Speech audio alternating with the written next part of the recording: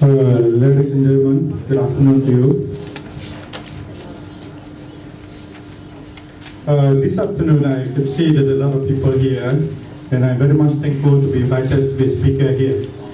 I'm also feel very privileged that we have here distinguished people in the person of Dr. Jeffrey Kuching, also Encik Barupian, who just left just now, and also we have a distinguished speaker from West Malaysia, that is Saudara Haris Ibrahim. Thank you very much for the invitation. Before I wish to speak on what I'm supposed to give this afternoon, that is, this is our home, we care, we want to make it better, I would like to share with you my inspiration of a better Malaysia. But here I would like to say that first of all, I'd like to introduce myself to you. I'm Adun from Batu Lintang. I think many of you here knew me well, and many of you here are from my own constituency. Thank you very much. But one thing is that I just wish that is don't be too courteous, don't be too berhormat when you see me in the streets or in coffee shop. I would very much be preferred to be called or to be addressed by my name. No need to address me as Yang Berhormat. Please, ladies and gentlemen. The reason here is that we are in Malaysia. This is our homeland. We are the same. You and I are the same. We want to build a better Malaysia. You must understand, when God created this planet, Earth, God sent man to this planet. In this part of the world, in our country, Malaysia, God sent many races here.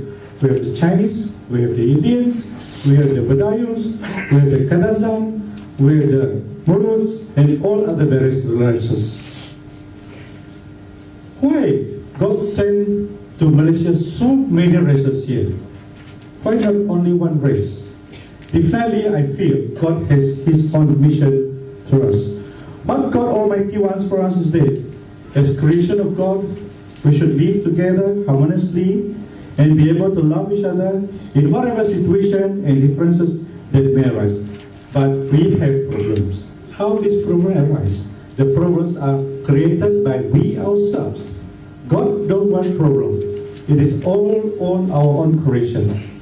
I can say here, ladies and gentlemen, that politicians play a very major role in leading directions where this country to go and how this country should be governed. Politicians in the world, especially in Malaysia, are the people who can greatly influence the thought of the people.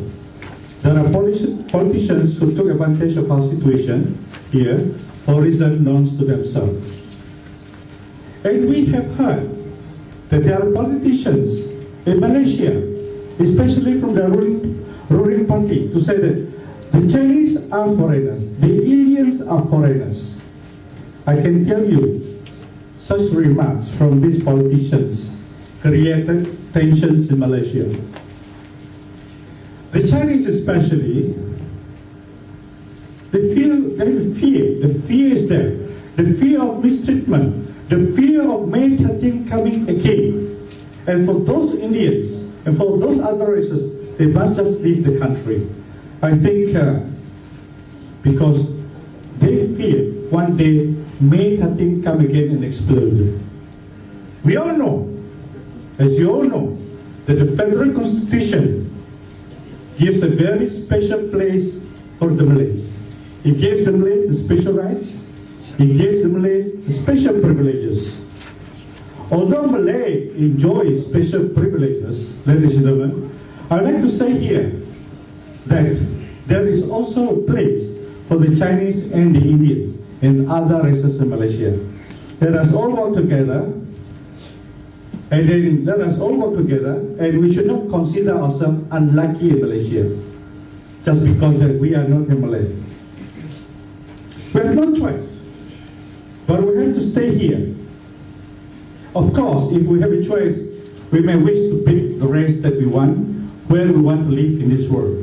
But God has already made us that this is your place, Voon. This is place, Mr. Harris. This is place for so-and-so. We have to live together. The issue of race, I can say that has been exploited by many politicians, and it was due to this reason that many political parties in this country obey race. The issue of race is intertwined with religion. Each race-based party fights for their own rights, fights for their own people, fights for their own religion. Due to this, the concentration of these race politicians, race-based political parties, they were only interested to pursue the agenda of race and their own religion. With that, they have forgotten their utmost, trust by we Malaysians that they should take care of all Malaysians, irrespective of color, creed, and religion. But we're here, I can say, religion and people has been exploited by the ruling parties. Therefore, I can say here, the biggest problem that we face at this moment, the obstacle that we are facing now is race. Race is intertwined with religion. So, if we consider Malaysia as our home, we should try to get rid of this race issue. As for myself, although born in Chinese, I'm a Malaysian. I'm a Malaysian. I'm destined to die here, and this is my home. Also, my ancestors came from China. I can't think of China. I'll only be able to think of Malaysia only. Now, with that, I hope everybody make this our home. We can see now Lee Kuan Yew of Singapore. Lee Kuan Yew was Chinese. His ancestors come from China. But the fact that Lee Kuan Yew in Singapore could make Singapore as what it is today, although Lee Kuan Yew is not a perfect leader, but he made Singapore to what it is today, a global, city-state, a city-state recognized internationally as a investment center in this region. Why? Because Singapore gave Lee Kuan Yew equal opportunities. Why not the Malays?